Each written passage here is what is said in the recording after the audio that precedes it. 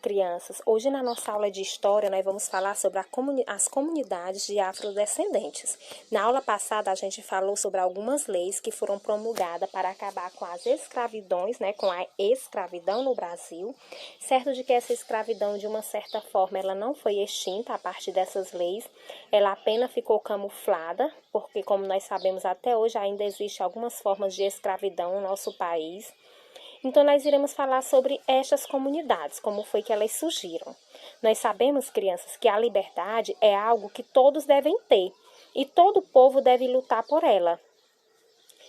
É por isso que os escravos africanos sempre se rebelaram contra seus senhores, pois também nunca aceitaram a escravidão. Mesmo eles vivendo como escravos, eles nunca aceitavam esta forma de ato, praticada com eles.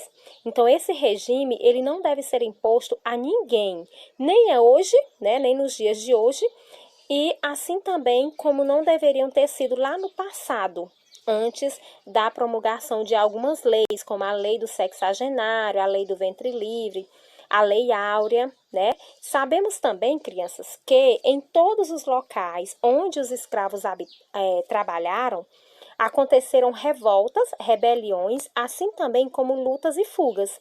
E foram a partir dessas rebeliões, destas revoltas, destas lutas e principalmente dessas fugas que surgiram as comunidades de afrodescendentes, os conhecidos quilombos, que eram as pessoas que residiam lá, eram chamadas de quilombolas. E o que são quilombos, crianças? Como tia Carla já falou anteriormente em outras aulas, os quilombos eram um local de refúgio que geralmente ficava localizado em florestas, muitas vezes próximo aos rios, porque esses rios favoreciam os refugiados, tanto nos afazeres domésticos, que precisavam da água, como também para beber, além de dificultar os seus senhores na travessia para poder encontrar os refugiados. E o principal quilombo, o mais conhecido deles, foi o Quilombo dos Palmares, que nós falamos sobre eles na aula anterior também. E aqui nós podemos ver nesta imagem o cenário de Palmares. Essa parte vermelha era toda a parte onde havia os refugiados, era toda a parte que habitavam, que residiam os refugiados, e toda essa parte vermelha é o que mostra ser o Quilombo de Palmares. Então, sabe-se que havia quilombos desde o ano de 1630 até a época da abolição, que foi no ano de 1888 com a Lei Áurea. Ou seja, desde o começo da implantação da escravidão no Brasil, os escravos eles sempre resistiram, eles sempre tiveram essa resistência, porque eles não queriam ser escravos. Então, saber que existia um quilombo já fazia os outros escravos a sonharem com uma vida de liberdade e estimulavam novas fugas, o que era uma ameaça à colonização e à exploração do Brasil.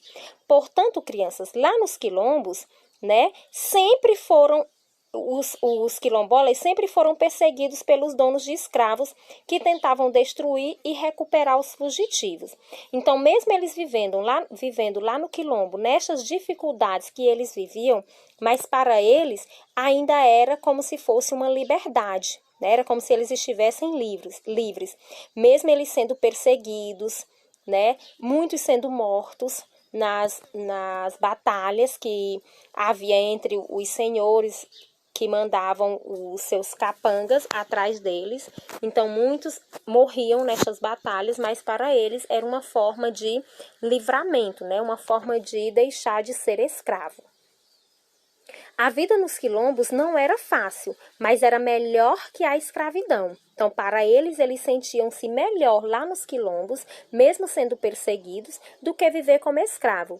Então, eles viviam da agricultura, recebiam apoio dos escravos que não conseguiam fugir e também dos comerciantes que vendiam utensílios para a própria sobrevivência. Ainda hoje, crianças, há comunidades formadas por descendentes de africanos. Na aula passada também falei isso para vocês, sobre alguns que existem até hoje aqui mesmo no Piauí, na cidade de Campo Maior. Nós temos exemplo de quilombos que resistem até hoje, especialmente nos locais onde havia quilombos. Então, nessas comunidades chamadas de quilombolas, né? Mantém-se tradições, organização social e vivência baseada na resistência à escravidão. Apenas recentemente, no ano de 1988, né, que foi o ano da nossa última Constituição, é que foi dada a essas comunidades a propriedade de terras que ocupavam. Além disso, crianças, elas foram tombadas como lembranças históricas dos quilombos. Então, lá nos quilombos, eles viviam basicamente que isolados, né? Hoje em dia, ele já tem mais um contato assim com a cidade.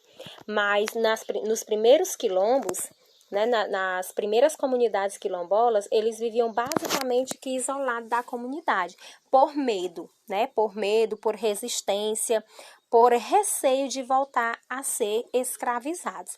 Mas mesmo assim, para eles era melhor viver desta forma, do que viver aprisionado nas fazendas sendo escravos, sendo maltratados. Muitos deles viviam muito maltratados. Então, crianças, esta era a nossa aula falando sobre a formação das primeiras comunidades quilombolas. Eu espero que vocês tenham gostado, espero ter contribuído também para a aprendizagem de vocês. Até a próxima aula e tchau, tchau.